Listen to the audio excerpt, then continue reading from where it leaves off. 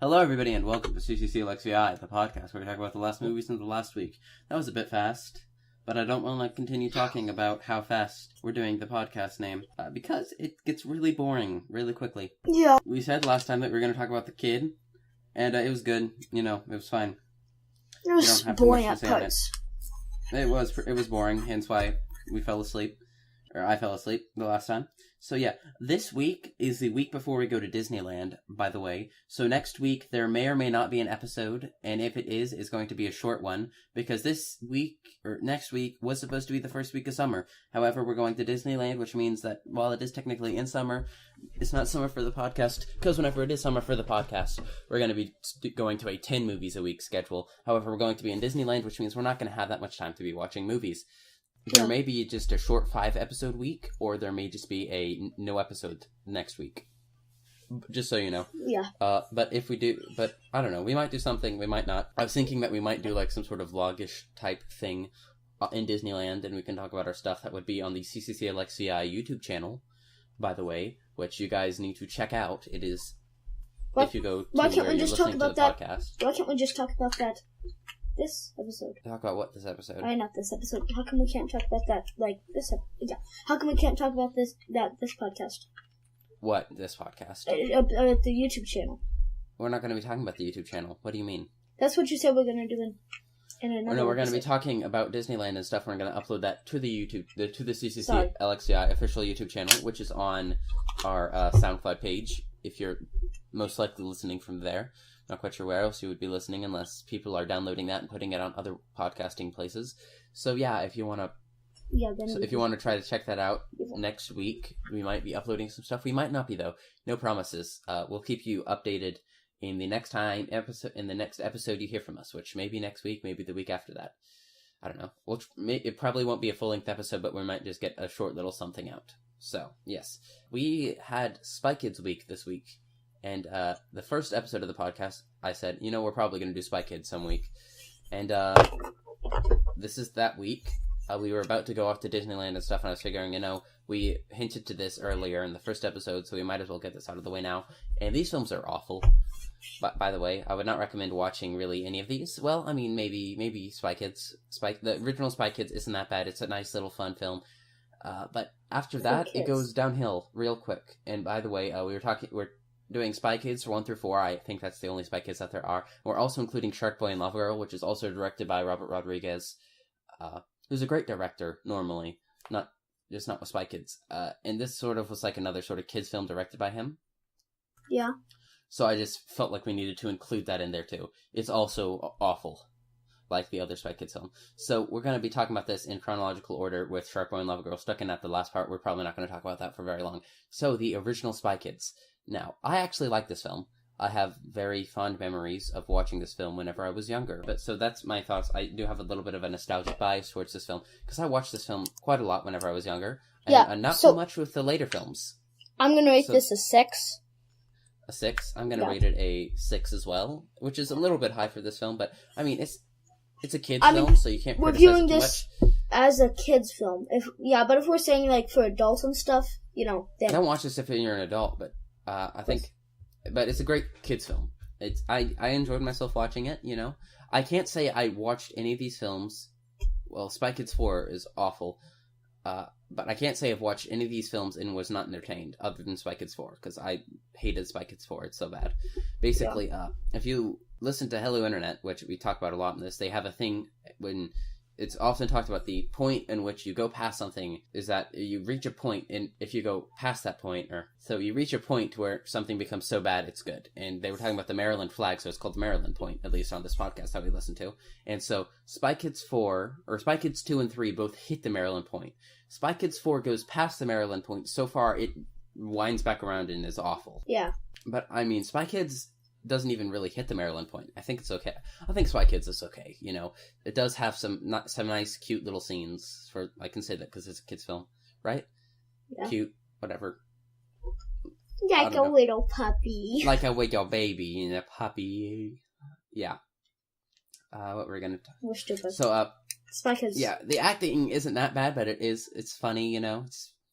It's not terrible. which sometimes is. The kids in this film aren't bad. You know, we talked about how kid acting can be bad in films, and you like The Jungle Book? Like in The Jungle Book, yeah, that's our go-to example. And it wasn't bad in this film, you know, it just wasn't, the acting wasn't entirely great. But, I said in The Jungle Book, well, I mean, not all the acting in The Jungle Book was bad, because, you know, there's one person. But just the kid in the Jungle Book is not very good. Anyways, let's stop talking about The Jungle Book and start talking about this movie. And so there's an interesting thing, is that at least Spy Kids 1, 2, and 3, I don't remember that many famous people in Shark Boy and Lava Girl. I mean, I know that there's George Lopez, and that one kid who was in Twilight. I mean, Spy Kids 1, 2, and 3, but all have, like, really, like, famous people. Not really famous, but famous people in them who are actually really good actors. I mean, Spy Kids has Antonio Banderas, and it has I can't remember, Robert Patrick?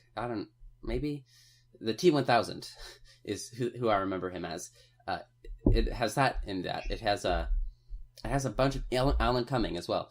And so it has all these sort of famous people, you know? And so, yeah, and I think that it's interesting to watch this film and see how they had all these famous people, and it's still not very good.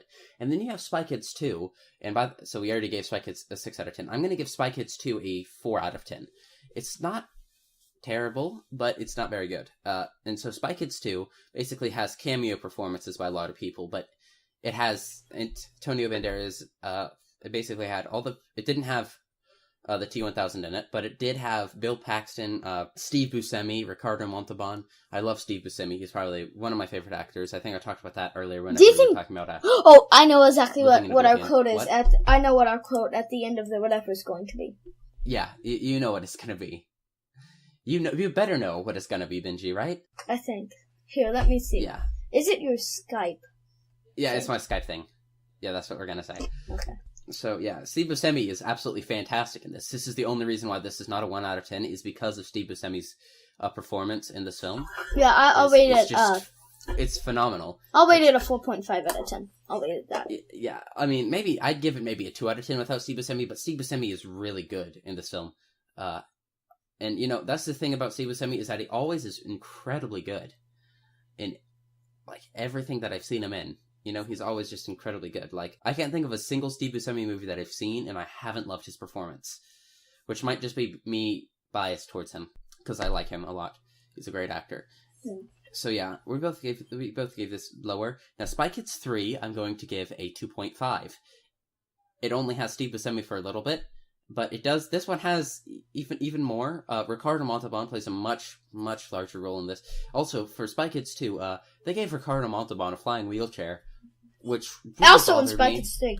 Also in Spy Kids 3. Yeah, but it bothered me. It did. You know, you gave Ricardo Montalban a flying wheelchair, and you know, it hurts me. You know, why? And it makes me cry. And then you have Spy Kids 3, which is it's so bad. They have photo. You know, they're in a video game, and oh my gosh, it's photo. So, I'm like an hour or something into this film. I don't remember when, and Elijah Wood comes out of nowhere. And looking at dates, this movie was released the same year as Return of the King. Return of the King, one of the greatest films of all time, and he was in that and Spy Kids 3 in the same year. Just a little food for thought right there. And the thing that I love is that they bring Steve Buscemi back, which makes sense. You know, they had a little thing earlier in the film with him reading something, and then he comes back at the end. But they bring Bill Paxton back. He's the least character you'd ever expect to come back. Because he's like the most side character ever.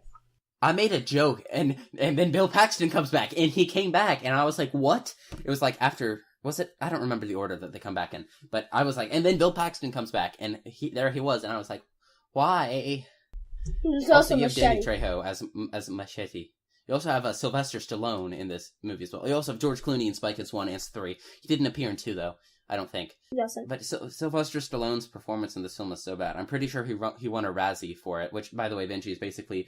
I know what a Razzie is, you stupid. Oh, okay. Usually don't people not accept it? They just don't... Normally, people don't attend. Yeah, people don't attend, yeah. So, what next? So Spy Kids 4. This movie's bad. It's really bad. It's bad, Benji. It's bad. It's really bad. It's so bad, it makes me cry. I was watching this one time at my grandfather's house, I think. I was thinking to myself, I was like, wait, this is Spy Kids. This is Spy Kids. These movies used to be good. And then I watched them, and I was like, no, they never were, but they weren't this bad. They weren't this bad, and it's not this bad. Spy Kids 4 is just so bad. It's just so bad. I hate it. You know? And then whenever it was out in the theaters, it had like a 4D or whatever. It's just so bad. But why? Why did they make this, Benji? Why? Why'd they do it, Benji? Why?